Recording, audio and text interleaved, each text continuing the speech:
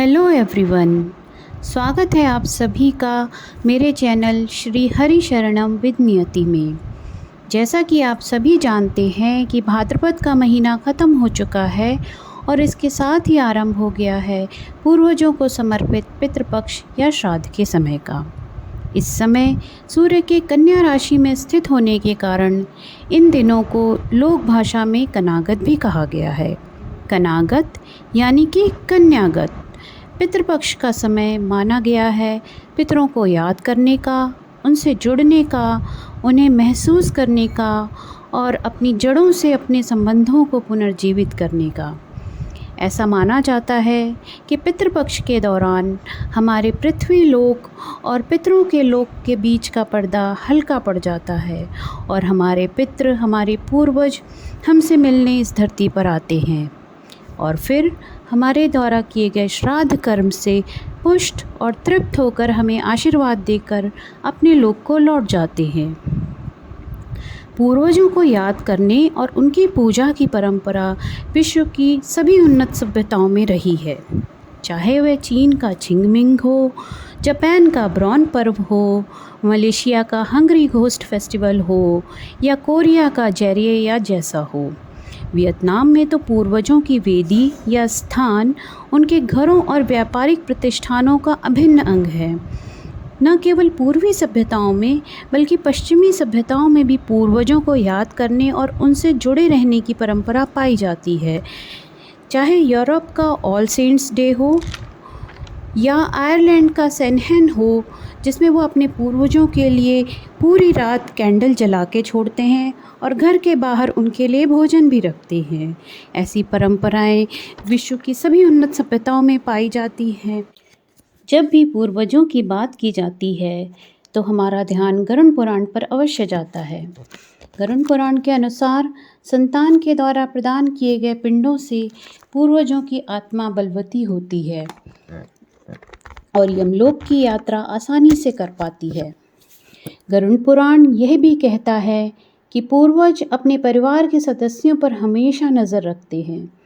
परिवार के सत्कर्मों से प्रसन्न पूर्वज संतति को आशीर्वाद देते हैं और यदि किसी भी कारणवश हमारे पूर्वजों को दुख पहुंचता है तो कहीं न कहीं उनका आशीर्वाद, उनकी कृपा, उनसे मिलने वाला संरक्षण और उनके मार्गदर्शन से हमारा जीवन वंचित रह जाता है।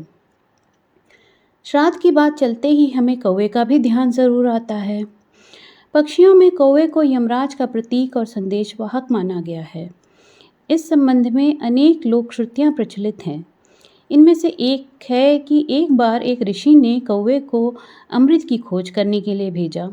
उन्होंने कौवे को सिर्फ अमृत को देख के आने के लिए कहा और पीने के लिए मना किया, परंतु जब कौवे को अमृत मिल गया तो वह उसे चखने की अपनी लालसा को रोक नहीं पाया और उसने अमृत पात्र में अपनी चोंच लगा दी।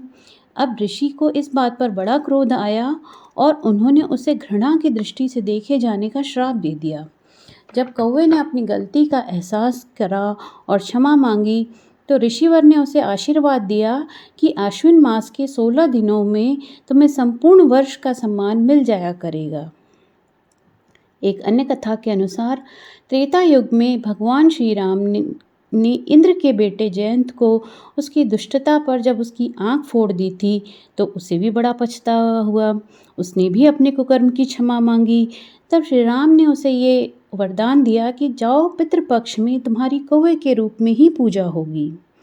यहाँ तक कि ग्रीक माइथोलॉजी में भी कौवा रेवॉन नाम के पक्षी के रूप में जाना जाता है और सौभाग्य का प्रतीक माना गया है। वैसे तो पितृ सदैव ही पूजनीय हैं, परंतु पितृपक्ष के समय श्रुति परंपरा उन्हें देवताओं से भी उच्च स्थान देती है। जाहिर सी बात है कि इतने शक्तिशाली देवतुल्य हमारे पितृ सिर्फ हमारे द्वारा कराए गए ब्राह्मण भोज के निमित्त ही तो इस लोक में नहीं आएंगे। भोजन से सिर्फ उनका पोषण हो सकता है, परंतु उनको वास्तविक तृप्ति और उनकी उन्नति हमारे सत्कर्मों से ही संभव है।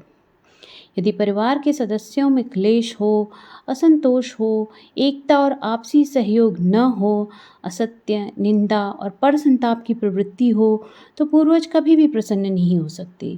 स्पष्ट है कि श्राद्ध कर्म में आपके मानसिक विचार और पूरे वर्ष में आपके द्वारा अपनाए गए आचरण और व्यवहार की भी महती भूमिका है। यदि आप अपने भाई बंधुओं की प्रगति से प्रसन्न नहीं होते, जीवित माता पिता के लिए सेवा और प्रेम नहीं रखते, अपनी संतति के साथ बदलती परिस्थितियों में सामंजस्य नहीं बिठाते और उनके संग अपने प्रेम को पुष्ट करने का प्रयास नहीं करते, तो श्राद्ध कर्म भी पूर्वजों को संपूर्ण आनंद की अनुभूति नहीं करा सकता और ऐसी परिस्थितियों में शायद संपूर्ण कर्मकांड पूरे करने पर भी पितृऋण शेष ही रह जाएगा। वैसे तो श्राद्ध कर्म को मुख्य रूप से पुरुषों द्वारा किया जाना बताया गया है, तथापि हमारे देवतुल्य पितृ जो ईश्वर के ही समकक्ष हैं, वो भी ईश्वर की तरह ही भाव के भूखे हैं और स्त्री पुरुष के भेद को शायद नहीं करते। जैसे कि सभी जानते हैं कि महाराजा दशरथ ने भी माता सीता के द्वारा किए गए पिंडदान को सहर्ष स्वीकार किया था। पूर्वजों की स्मृति को केवल पितृपक्ष तक सीमित न रख के हम उनसे सदैव प्रार्थना कर सकते हैं।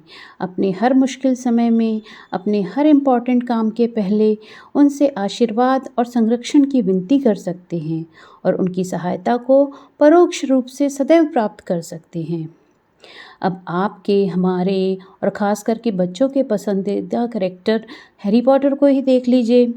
वो भी एक पिशाच से बचने के लिए एक मंत्र एक्सपेक्टो पैट्रोनम पढ़ता है, जिसका अर्थ है कि पितृदेव रक्षा करें।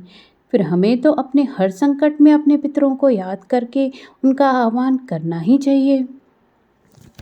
पितृपक्ष में पूर्वजों की शांति और उन्नति के लिए सिद्धजनों ने गीता के 2 और 7वें अध्याय के पाठ को करने की सलाह दी है। इसलिए अगले कुछ दिनों में हम गीता के 2 और 7वें अध्याय को पढ़ने और उनका यथासंभव सार समझने की कोशिश करेंगे। बस बनी रहिए हरिशरणम की इस यात्रा पर नियति के साथ। अगर आपको मेरी बातें अच्छी लगती हों तो मेरे इस चैनल को लाइक, शेयर और सब्सक्राइब ज़रूर करिए और मेरा हौसला ऐसे ही बढ़ाते रहिए। अभी के लिए बस इतना ही और जल्दी ही मिलेंगे हमारे श्राद्ध स्पेशल गीता सार के साथ। Till then take care and bye bye.